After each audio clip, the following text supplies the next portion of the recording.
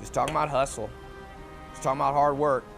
How about hard work go help people? So in order to be successful, working hard is very important, but it's not the only aspect that's going to help you become successful. You're going to have to make sure that you are going all in on this, yet also make sure you are learning as much as you possibly can. You can't just be constantly trying to make plans and whatnot. You have to take in information. You have to learn. You need to go to seminars. You need to watch these videos and listen to these podcasts and do whatever you can to gain more information on the subject matter that you are trying to become successful in. Listen to the people who are at the top of the game. Reach out to them and ask for their advice, or mentor them. It is going to take time and energy. It's not going to always just be putting your nose to the ground and constantly doing something. Say have done big things in our time. I think 39 of them attribute a lot of their success to mentors. You're going to have to make sure you sit back and reflect every once in a while to realize where you were and how far you've come and exactly what all of that entails. You also want to make sure that you have a great support team around you. You're not going to be able to do it all by yourself. There's going to be moments where you need somebody to help you, and that's perfectly fine. In fact, it's actually encouraged to have other people around you to help support you when times get really hard. So that way you can have somebody to lean on and somebody to help you out. You can go about it by yourself, but it's significantly easier to have a nice support group around you that is pushing for you and wanting you to succeed and letting you know and encouraging you that you can do it. What you're doing is possible because you are so motivated and driven to get it done, and you're doing whatever it takes. I don't have it all figured out. Let's jump into something crazy and see what happens.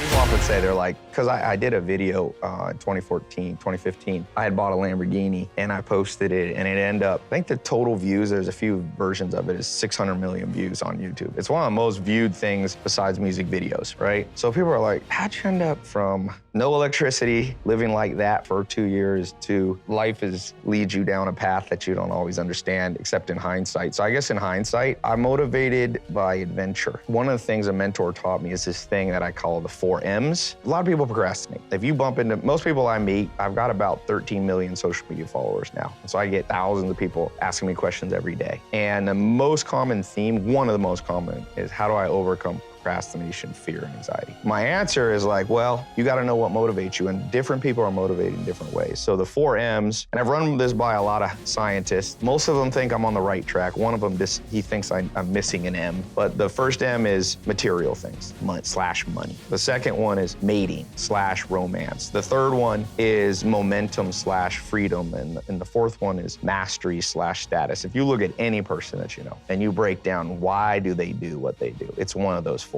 Should you work harder? Is hard work the key? Is hustle the key? I hear a lot of different opinions. I just want to say this. I feel like I live in a world that's the exact opposite. I feel like I live in a world where millions, tens of millions, hundreds of millions, even billions of people are working their ass off. I remember going to India in the third world. People wake up at dawn and work till dusk picking aluminum out of trash heaps. Should they work harder to get ahead? I'll tell you a true story. Growing up, I played basketball at a school, inner city, 95% non-white people in Raleigh, North Carolina. Enloe is the name of the university. And I had a friend who lived in the projects. His name was Leon Champion. But it's a sad story. I didn't grow up rich, but we always had food. And I spent the night at his house in the projects one time. And Leon, I woke up in the middle of the night and I was hungry. You know, I was probably 17 years old, hungry. I go down to his refrigerator, everybody's asleep. I open it up, he had a single mom. I'll never forget, there was mustard and beer in the kitchen. 1 beer, 1 mustard. I said to him, I came back in the morning, I said, Leon, where's the food? He said, man, I don't eat on the weekends. We don't have any money. I eat free lunch as late as I can on Friday, and then I go to school at 6 in the morning to eat on Monday. Sure, he had a little bit of candy and a little bit of that on the weekend. Wage inequality. His mom was working nonstop. I never even saw his mom. She was at a job every minute. I don't even know when she came in to sleep. So don't tell me I should have just gone to her and said to Leon's mom, oh, work harder. No, someone should have educated her. Some entrepreneur should have reached down from their multi-million-dollar empire and said, let me take you under my wing. If you think about life, you can be nihilistic about life. Like, what's the purpose? I want to make $1 billion. And you can say to them, what's the purpose? We all die. We all end up in this thing. Say, I want to become super intelligent, or I want to get married and have kids. At the end of the day, all flesh is grass, and you disappear just like the grass eventually. So for me, the best guess I had, and maybe other people, some people have spiritual things and all that, and the best guess I've ever come up with is like, if every day you wake up and you go, I don't have it all figured out, let's jump jump into something crazy and see what happened. And that's how I got started on social media. I started really dabbling with it in 2012, 2013. And then in 2014, someone was like, you should do YouTube. It's gonna be big. I was like, let's try a new adventure. And I just started shooting my first videos in January 25th, 2016. Everybody should try to be rich and famous at least once and should get it just to realize it's not as good as you think. And also, when I say adventure, I also mean gaining insight into life. The biggest thing I've learned, if I could be 18 again, I wish somebody had told me, basically nobody knows what they're doing. We'll put it this way, rich people read. I ask all of them. And without, like Marky was just here, we were playing basketball. He reads 2 hours a day. He didn't talk about it that much. Warren Buffett reads 800 pages a day. Do the math on that. I'm way behind with my lame book a day stuff. He's been doing 800 pages a day. He started Berkshire Hathaway in the 1960s and it made him $70 billion and it made him happy and he does what he loves. Will Smith, I got to hang out with.